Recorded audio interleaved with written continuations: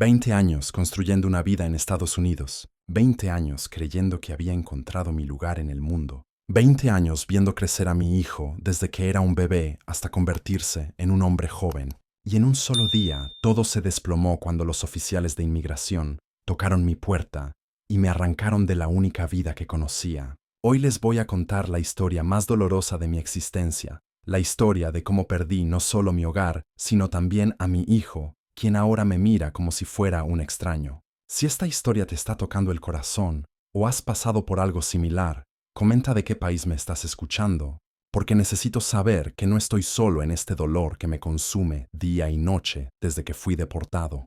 Y si alguna vez has vivido la experiencia de ser separado de tus hijos por circunstancias fuera de tu control, comenta el número 8 para que sepa que entiendes la agonía que significa ver cómo tu propio hijo ya no te reconoce como su padre. Mi nombre es Alejandro, tengo 55 años, y durante más de 2 décadas viví el sueño americano hasta que se convirtió en la pesadilla más cruel que un padre puede experimentar. Llegué a Estados Unidos cuando tenía 32 años, lleno de esperanzas y determinado a construir un futuro mejor para mi familia. Venía de El Salvador, un país desgarrado por la violencia y la falta de oportunidades, donde cada día era una lucha por sobrevivir, y donde el futuro de mis hijos parecía predeterminado por la pobreza y la desesperanza. El viaje hacia Estados Unidos fue una odisea que jamás podré olvidar. Dejé atrás a mi esposa Carmen, de 28 años, y a mi hijo pequeño Diego, que apenas tenía 3 años. Diego era mi mundo entero, un niño de ojos brillantes y sonrisa contagiosa que me abrazaba cada mañana antes de ir a trabajar y me esperaba cada noche con dibujos que había hecho en mi honor. Separarse de él fue como arrancarme el corazón, pero sabía que si me quedaba en El Salvador, nunca podría darle las oportunidades que se merecía.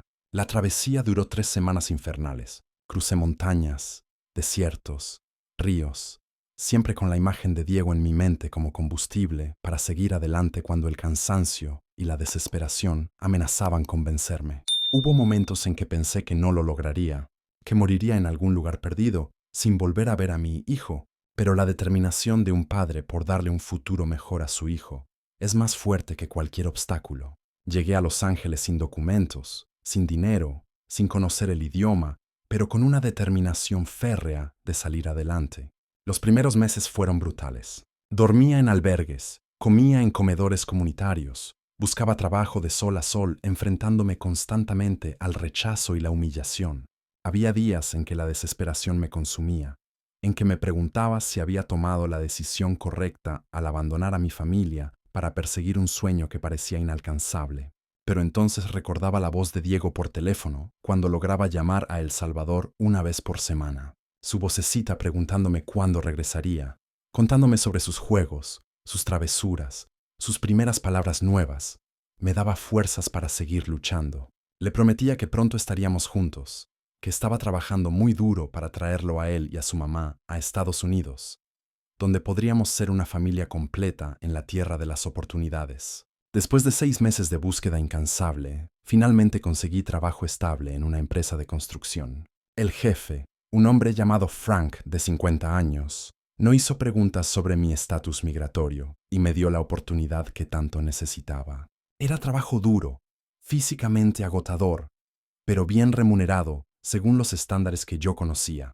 Ganaba en una semana lo que en El Salvador habría ganado en 3 meses, y cada centavo extra lo enviaba religiosamente a Carmen para el cuidado de Diego y para ahorrar para traerlos conmigo. Durante el primer año mantuve contacto constante con mi familia. Llamaba a Diego todos los domingos, y nuestras conversaciones se convirtieron en el momento más importante de mi semana. Escuchaba cómo su vocabulario se expandía, cómo me contaba sobre la escuela, sobre sus amigos, sobre las cosas que hacía con su mamá. A través del teléfono, fui testigo de sus primeros pasos importantes. Cuando aprendió a escribir su nombre, cuando perdió su primer diente, cuando comenzó a hacer preguntas sobre por qué papá estaba tan lejos. Pero lo más fuerte todavía estaba por venir, porque lo que comenzó como una separación temporal se convertiría en una ausencia que marcaría para siempre la relación con mi hijo. El plan original era traer a Carmen y a Diego a Estados Unidos después de 2 años, cuando hubiera ahorrado suficiente dinero para pagar los gastos del viaje y para establecerlos cómodamente. Pero las circunstancias conspiraron en mi contra de maneras que nunca pude predecir. Los ahorros que acumulaba lentamente se esfumaban constantemente debido a emergencias familiares en El Salvador, enfermedades de Diego, problemas de salud de mis padres, gastos escolares inesperados, reparaciones urgentes en la casa. Cada vez que estaba cerca de juntar el dinero necesario para traerlos, surgía una nueva crisis que requería enviar todos mis ahorros de emergencia. Era como estar atrapado en un ciclo infinito, donde el sueño de reunir a mi familia se alejaba constantemente, a pesar de todos mis esfuerzos y sacrificios. Mientras tanto, Diego crecía sin mí. A través de nuestras conversaciones telefónicas, pude escuchar cómo su voz cambiaba, cómo sus intereses evolucionaban, cómo desarrollaba su personalidad. Pero también comencé a notar cómo nuestras conversaciones se volvían más difíciles, cómo él tenía menos cosas que contarme, cómo a veces parecía incómodo hablando conmigo. Cuando Diego cumplió 8 años, Carmen me confesó durante una de nuestras conversaciones que él había comenzado a hacer preguntas difíciles sobre mi ausencia. Quería saber por qué otros niños tenían a sus papás en casa y él no. ¿Por qué yo no podía estar presente en sus cumpleaños, en sus obras escolares, en los momentos importantes de su vida? Carmen trataba de explicarle que papá estaba trabajando muy duro en Estados Unidos para darle un futuro mejor, pero Diego comenzaba a mostrar resentimiento hacia mi ausencia. Esta información me destrozó el corazón, pero también reforzó mi determinación de trabajar aún más duro para reunir a mi familia. Comencé a trabajar horas extra, fines de semana, cualquier oportunidad adicional de generar ingresos. Vivía en condiciones mínimas, gastando lo menos posible en mí mismo, enviando prácticamente todo mi salario a El Salvador y ahorrando cada centavo disponible para el viaje de mi familia. Durante este periodo, también comencé a establecer raíces más profundas en Estados Unidos. Aprendí inglés estudiando por las noches después de jornadas laborales de 12 horas. Hice amigos en la comunidad latina, desarrollé una rutina social básica, me familiaricé con la cultura estadounidense. Sin darme cuenta, Estados Unidos se estaba convirtiendo en mi hogar, no solo en mi lugar de trabajo temporal. Después de 5 años en Estados Unidos, finalmente logré ahorrar suficiente dinero para iniciar el proceso de traer a Carmen y a Diego. Pero cuando contacté a un abogado de inmigración para explorar las opciones legales, descubrí que mi situación migratoria irregular hacía prácticamente imposible gestionar la reunificación familiar a través de canales oficiales. Las opciones disponibles eran limitadas, costosas y requerían procesos que podían tomar años adicionales. Mientras tanto, Diego ya tenía 8 años y se había acostumbrado a vivir sin mí. Carmen me contaba que aunque seguía preguntando por mí, ya no lloraba cuando terminaban nuestras conversaciones telefónicas. Había desarrollado una rutina de vida donde yo era una presencia distante, más como un concepto abstracto que como un padre real y presente. En ese momento comprendí que nada volvería a ser igual, que cada día que pasaba alejado de Diego era un día perdido para siempre en nuestra relación padre-hijo. La situación se complicó aún más cuando Carmen me informó que había conocido a un hombre llamado Roberto, de 35 años, que había comenzado a frecuentar nuestra casa y a desarrollar una relación cercana con Diego. Roberto trabajaba como mecánico en el pueblo, era soltero y había empezado a desempeñar algunas funciones paternas que yo no podía cumplir desde la distancia. Llevaba a Diego a la escuela, lo ayudaba con las tareas, jugaba fútbol con él los fines de semana. Inicialmente, Carmen me aseguró que Roberto era simplemente un amigo que la ayudaba con Diego, especialmente porque ella trabajaba a tiempo completo para complementar el dinero que yo enviaba. Pero con el tiempo, se hizo evidente que la relación entre Carmen y Roberto se estaba profundizando y que Diego estaba desarrollando un vínculo afectivo con este hombre que estaba presente en su vida diaria. La realidad de esta situación me causó un dolor indescriptible. Comprendí que mientras yo trabajaba como esclavo en Estados Unidos, tratando de construir un futuro para mi familia, otro hombre estaba ocupando mi lugar en la vida de mi hijo. Roberto estaba presente para los momentos cotidianos que definen la relación entre un padre y un hijo: las comidas familiares, las tareas escolares, los juegos en el patio, las conversaciones antes de dormir. Durante los siguientes años, la situación se deterioró gradualmente. Carmen y Roberto formalizaron su relación y comenzaron a vivir juntos. Diego, que ahora tenía 10 años, Empezó a llamar a Roberto papá Roberto y a referirse a mí como mi papá de Estados Unidos. Nuestras conversaciones telefónicas se volvieron cada vez más esporádicas y superficiales. Diego parecía tener menos interés en hablar conmigo, y cuando lo hacía, sus respuestas eran cortas y distantes. Carmen trataba de mantener mi conexión con Diego, pero era evidente que la vida había continuado sin mí en El Salvador. Diego tenía una rutina establecida, una familia funcional con Roberto como figura paterna presente, y una vida donde yo era cada vez más una presencia periférica. Mis llamadas comenzaron a sentirse como interrupciones a su vida real, más que como conexiones importantes con su padre. A pesar del dolor emocional que me causaba esta situación, continué enviando dinero religiosamente. Contribuía a los gastos de Diego, pagaba sus útiles escolares, sus ropa, sus actividades extracurriculares, pero el dinero no podía reemplazar mi presencia física, no podía compensar los años de ausencia, no podía competir con la relación diaria que Diego había desarrollado con Roberto. Cuando Diego cumplió 15 años, decidí que era momento de regresar a El Salvador, independientemente de las consecuencias económicas. Había estado ausente durante 12 años de su vida. Había perdido completamente su infancia y no quería perder también su adolescencia. Comencé a hacer planes para liquidar mi vida en Estados Unidos y regresar permanentemente a mi país natal. Pero antes de que pudiera ejecutar estos planes, ocurrió lo que cambiaría mi vida para siempre.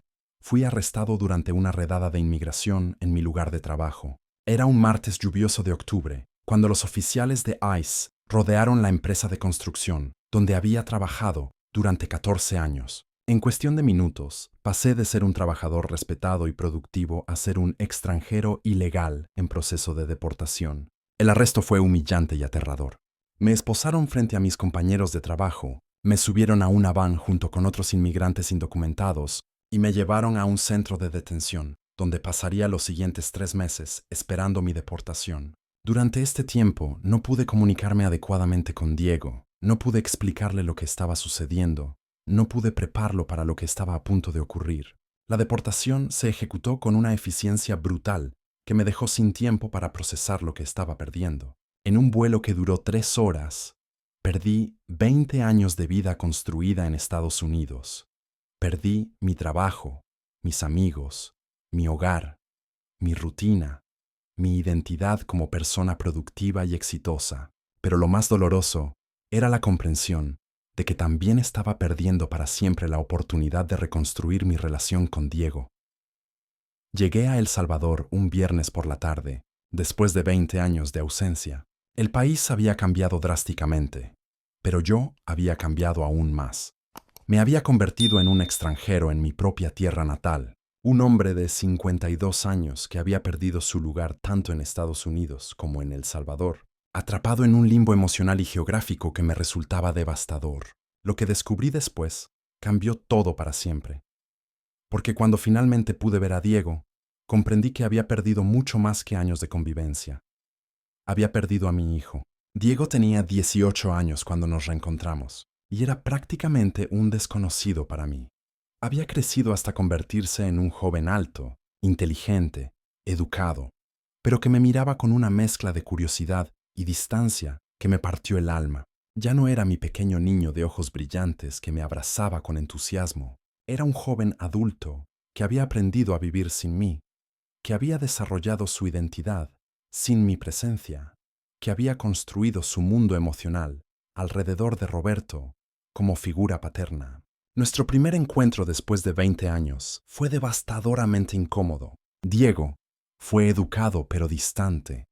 Me trató con el respeto que se le debe a un pariente lejano, pero sin la calidez y la intimidad que debería existir entre un padre y un hijo.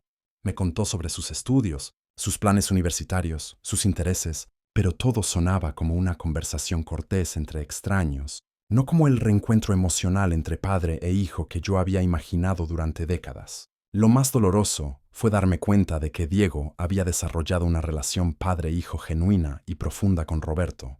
Hablaba de papá Roberto, con cariño y admiración. Compartía recuerdos familiares donde Roberto había estado presente en todos los momentos importantes que yo había perdido.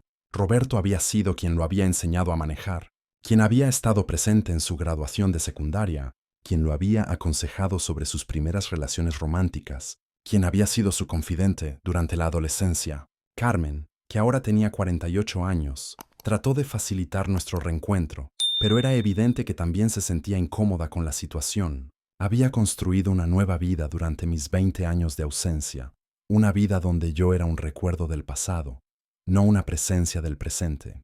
Roberto había asumido completamente el rol de esposo y padre, y mi regreso repentino creaba una tensión que nadie sabía cómo manejar. Durante las siguientes semanas, traté desesperadamente de reconstruir mi relación con Diego. Lo invitaba a almorzar, trataba de conocer sus intereses, le hablaba sobre sus planes futuros, intentaba ofrecerle consejos paternos que llegaban con 20 años de retraso, pero cada interacción confirmaba la dolorosa realidad.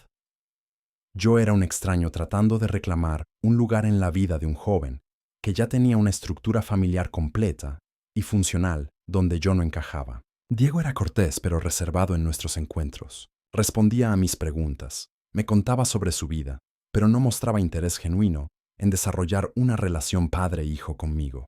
Para él, yo era el hombre que había enviado dinero desde Estados Unidos durante su infancia, pero Roberto era su papá real, el hombre que había estado presente durante su crecimiento, el hombre que conocía sus miedos, sus sueños, su personalidad profunda.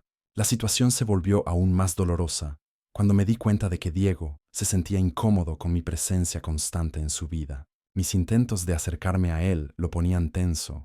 Mis preguntas sobre su vida le parecían invasivas. Mis expresiones de amor paternal le resultaban extrañas y fuera de lugar.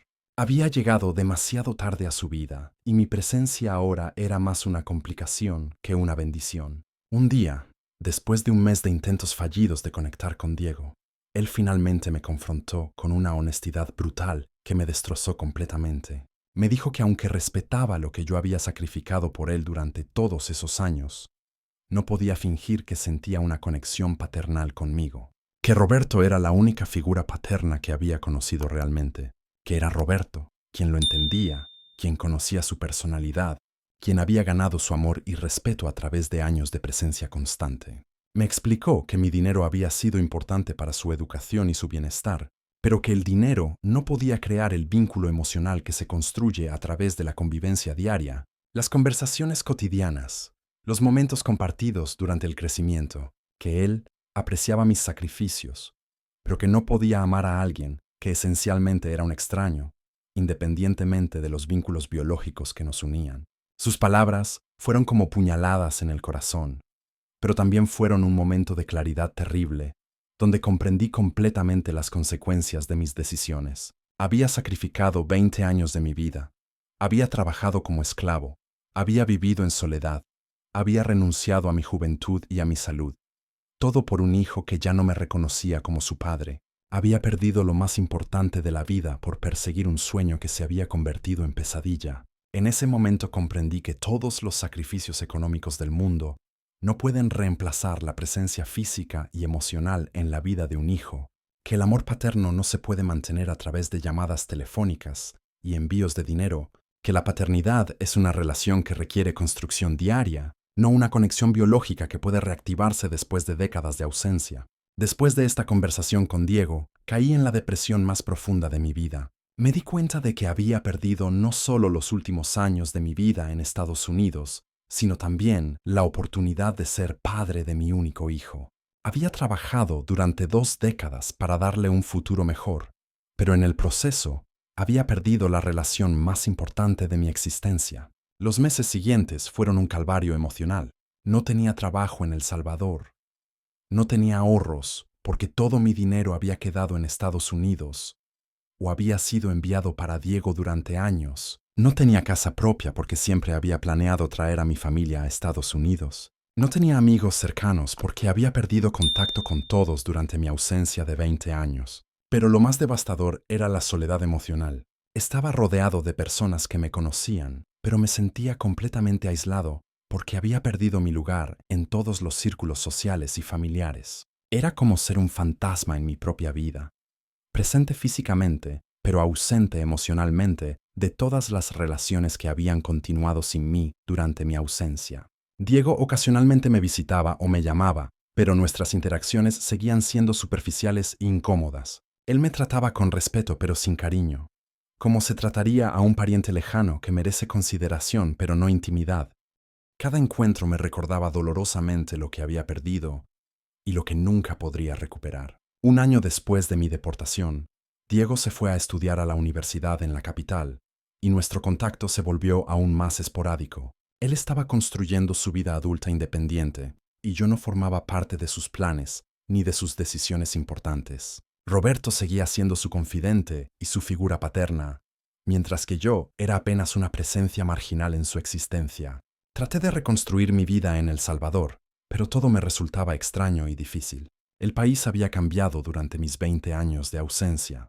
La economía era diferente.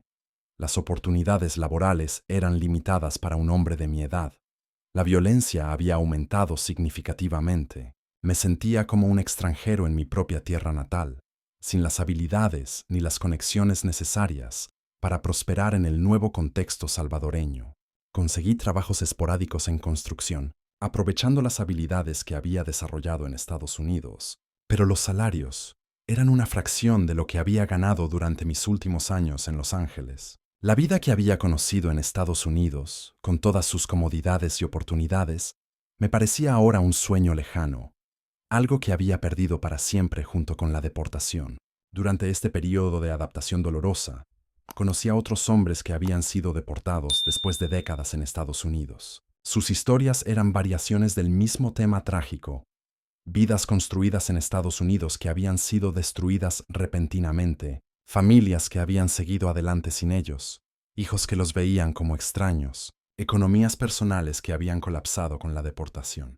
Uno de estos hombres, llamado Raúl, de 58 años, había sido deportado después de 25 años en Estados Unidos. Sus 3 hijos, que habían nacido y crecido en Estados Unidos, básicamente habían cortado contacto con él después de su deportación.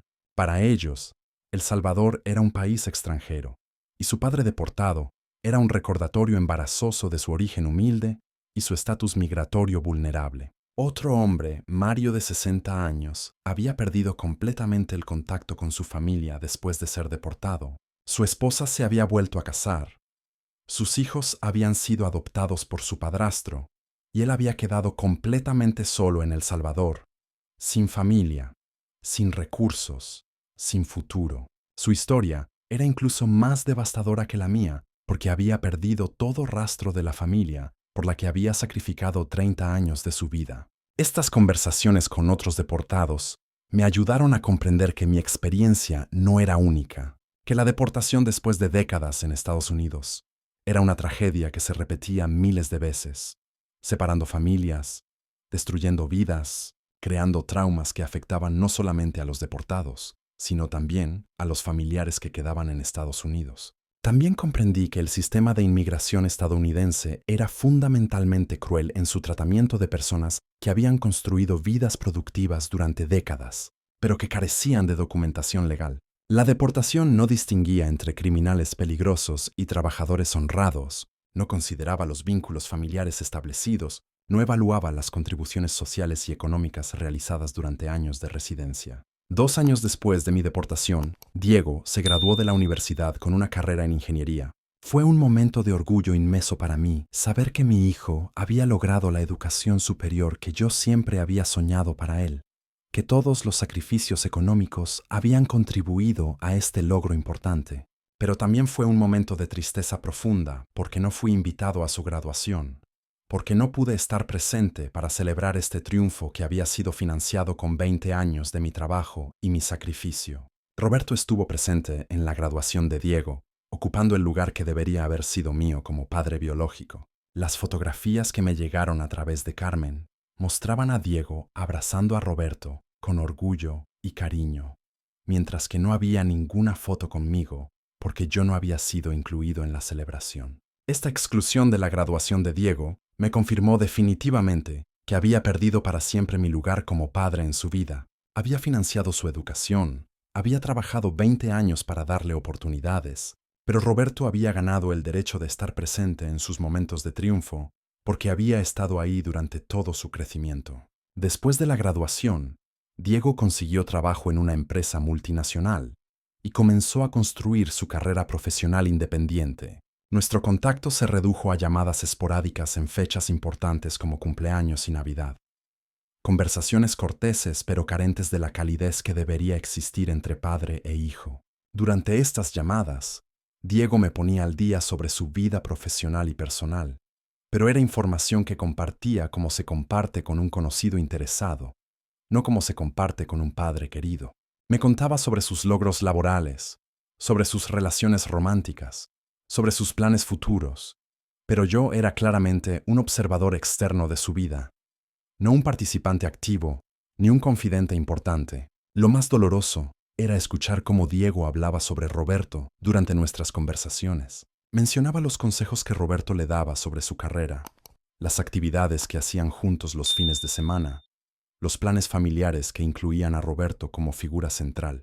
Era evidente que Roberto había ganado completamente el lugar paternal en la vida de Diego, mientras que yo era apenas una conexión biológica sin relevancia emocional real.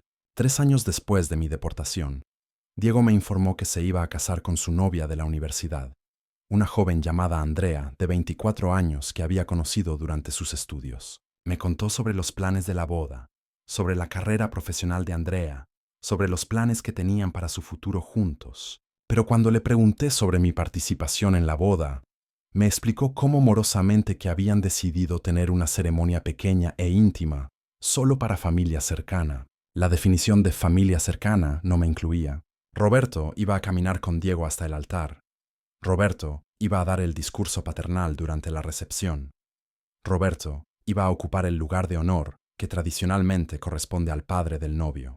Yo no fui invitado a la boda de mi único hijo, el hijo por el que había sacrificado 20 años de mi vida. Esta exclusión de la boda de Diego fue el golpe final que me hizo comprender completamente la magnitud de lo que había perdido. No solo había perdido los años de convivencia con mi hijo, no solo había perdido la oportunidad de conocerlo mientras crecía, sino que había perdido para siempre mi lugar como padre en los momentos más importantes de su vida. Me quedé en El Salvador, completamente solo, mientras mi hijo se casaba en una ceremonia donde otro hombre ocupaba mi lugar paternal. Las fotografías que llegaron después mostraban a Diego radiante de felicidad, abrazando a Roberto con el cariño y el respeto que un hijo debe sentir por su padre, mientras que yo ni siquiera aparecía en las imágenes del día más importante en la vida de mi hijo. Hoy, 4 años después de mi deportación, puedo decir que he logrado construir una vida básica en El Salvador, pero es una vida marcada por la pérdida irreparable de mi relación con Diego. Trabajo en construcción cuando hay oportunidades disponibles. Vivo en una casa pequeña que alquilo con mis ingresos irregulares. He desarrollado algunas amistades superficiales con otros hombres en circunstancias similares. Pero la soledad emocional es constante y devastadora. No tengo familia real en El Salvador. No tengo conexiones profundas. No tengo un propósito vital que trascienda la mera supervivencia diaria. La vida que había construido durante 20 años en Estados Unidos se siente ahora como un sueño lejano, algo que vivió otra persona en otra época. Mi relación con Diego continúa siendo distante y superficial. Él me llama ocasionalmente para informarme sobre eventos importantes en su vida, promociones laborales, cambios de residencia, proyectos profesionales, pero son llamadas informativas, no conversaciones íntimas entre padre e hijo. Diego me trata con respeto pero sin amor, con consideración pero sin cercanía. El año pasado, Diego me informó que él y Andrea estaban esperando su primer hijo, mi primer nieto. La noticia me llenó de una alegría amarga, porque sabía que iba a ser abuelo, pero también sabía que probablemente no tendría una relación significativa con mi nieto. Roberto sería el abuelo presente y querido, mientras que yo sería apenas una referencia lejana en la vida del niño. Cuando nació mi nieto, un hermoso bebé llamado Sebastián, recibí una foto por mensaje de texto junto con la información básica sobre su peso y su salud. Pero no fui invitado a conocerlo personalmente, no participé en las celebraciones familiares, no ocupé el lugar que tradicionalmente corresponde al abuelo paterno en la vida de un nieto. Ver esa foto de Sebastián me partió el corazón, porque representaba la continuación de un ciclo donde yo seguía siendo excluido de los momentos importantes de mi familia biológica. Mi nieto crecería conociendo a Roberto como su abuelo, mientras que yo sería apenas un nombre mencionado ocasionalmente, una presencia marginal en su historia familiar. Esta situación me ha llevado a reflexiones profundas sobre las decisiones que tomé hace más de 20 años. Me pregunto constantemente si habría sido diferente si hubiera encontrado una manera de traer a Carmen y a Diego a Estados Unidos durante los primeros años, si hubiera regresado a El Salvador después de 5 años como había planeado inicialmente, si hubiera priorizado la presencia física sobre la estabilidad económica. Pero también comprendo que las circunstancias económicas y sociales que me llevaron a emigrar eran reales y urgentes. El Salvador de hace 25 años no ofrecía oportunidades viables para darle a Diego la educación y el futuro que se merecía. Mi decisión de emigrar estaba motivada por el amor paterno y el deseo genuino de mejorar la vida de mi hijo. El problema no fue la decisión inicial de emigrar, sino la incapacidad de ejecutar el plan de reunificación familiar en un tiempo razonable. Los obstáculos legales, económicos y burocráticos que encontré en Estados Unidos hicieron que una separación temporal se extendiera durante décadas. Y para cuando me di cuenta del daño que se estaba causando a mi relación con Diego, ya era demasiado tarde para repararlo. También he reflexionado sobre las limitaciones del sistema migratorio estadounidense que permite que las personas trabajen y contribuyan económicamente durante décadas, sin ofrecerles un camino viable hacia la legalización. Viví en un limbo legal durante 20 años, siempre con la esperanza de que algún día podría arreglar mi situación migratoria, pero sin acceso real a las oportunidades que me habrían permitido traer legalmente a mi familia. La deportación después de 20 años de residencia me parece una crueldad institucional que no considera los vínculos humanos creados durante décadas de vida productiva en Estados Unidos. El sistema trata a las personas como objetos desechables, sin considerar las familias destruidas, las vidas destrozadas, los traumas creados por separaciones repentinas después de décadas de integración. A través de mi experiencia y la de otros deportados que he conocido, he llegado a comprender que la inmigración irregular crea vulnerabilidades tremendas que pueden ser explotadas tanto por sistemas gubernamentales como por individuos sin escrúpulos. Los inmigrantes indocumentados viven constantemente con el miedo de la deportación, lo que los hace aceptar condiciones laborales abusivas, salarios inferiores y situaciones de explotación que personas con estatus legal no tolerarían. Mi historia es un testimonio de cómo las políticas migratorias afectan no solamente a los inmigrantes individuales, sino a familias enteras durante generaciones. Diego creció sin padre por circunstancias que estaban fuera del control tanto suyo como mío, y esta ausencia ha marcado su desarrollo emocional de maneras que probablemente nunca podremos reparar completamente. También es una historia sobre las consecuencias no intencionadas de decisiones tomadas con las mejores intenciones. Emigré para darle a Diego un futuro mejor, pero en el proceso perdí la oportunidad de ser su padre de maneras que van mucho más allá de la provisión económica.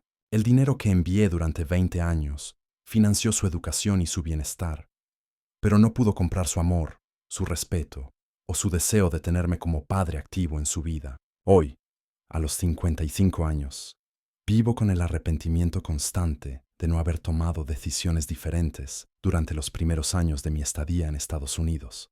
Si hubiera sabido que la separación se extendería durante décadas, si hubiera comprendido completamente las consecuencias emocionales de la ausencia paterna prolongada, tal vez habría tomado decisiones diferentes sobre priorizar la reunificación familiar sobre la acumulación económica. Pero también vivo con la comprensión de que las circunstancias que enfrenté eran complejas y que las opciones disponibles eran limitadas. No puedo cambiar las decisiones del pasado, pero puedo usar mi experiencia para advertir a otros padres inmigrantes sobre los peligros de permitir que las separaciones familiares se extiendan indefinidamente, independientemente de las justificaciones económicas que puedan parecer convincentes en el momento. Mi relación con Diego continuará siendo distante y superficial, probablemente por el resto de nuestras vidas. He perdido para siempre la oportunidad de ser su padre en el sentido emocional y psicológico profundo, y tendré que vivir con esa pérdida hasta el día de mi muerte. Pero espero que mi historia pueda servir para ayudar a otros padres a evitar cometer los mismos errores que yo cometí. Si estás leyendo esto y eres un padre inmigrante que está considerando emigrar sin tu familia, por favor, considera cuidadosamente las consecuencias a largo plazo de la separación prolongada. Los hijos necesitan presencia física, no solamente apoyo económico.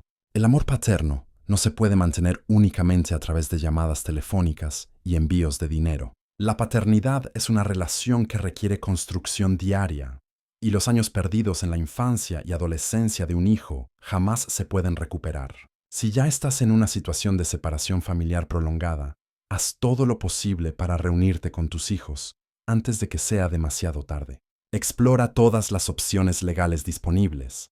Considera regresar a tu país de origen si es necesario. Prioriza la relación con tus hijos sobre la acumulación económica. El dinero se puede ganar en cualquier lugar, pero la oportunidad de ser padre activo en la vida de tus hijos tiene una ventana temporal limitada que, una vez cerrada, no se vuelve a abrir. Mi historia es una advertencia sobre los peligros de sacrificar las relaciones familiares por objetivos económicos, incluso cuando esos objetivos están motivados por amor paternal genuino. Es un testimonio sobre las consecuencias devastadoras de las políticas migratorias que separan familias durante décadas y sobre la crueldad de sistemas que deportan a personas después de permitirles construir vidas productivas durante décadas. Pero también es una historia sobre la resistencia humana, sobre la capacidad de sobrevivir a pérdidas devastadoras, sobre la posibilidad de encontrar significado en el sufrimiento, compartiendo experiencias que puedan ayudar a otros a evitar tragedias similares. Hoy vivo en El Salvador, trabajando cuando hay oportunidades disponibles, manteniendo contacto superficial con el hijo que perdí para siempre, cargando con el arrepentimiento de decisiones que parecían correctas en su momento, pero que resultaron ser devastadoramente equivocadas. Es una vida marcada por la pérdida, pero también es una vida que continúa, día tras día, con la esperanza de que mi experiencia pueda servir para prevenir que otras familias pasen por la misma tragedia que he vivido. Esta es mi historia, la historia de un hombre que perdió a su hijo tratando de darle un futuro mejor. La historia de cómo 20 años de sacrificio y trabajo duro no pudieron compensar la ausencia física y emocional durante los años más importantes de la relación padre-hijo. Es una historia de arrepentimiento, de pérdida irreparable, pero también de supervivencia y de la esperanza de que el sufrimiento pueda tener algún propósito si sirve para educar y advertir a otros.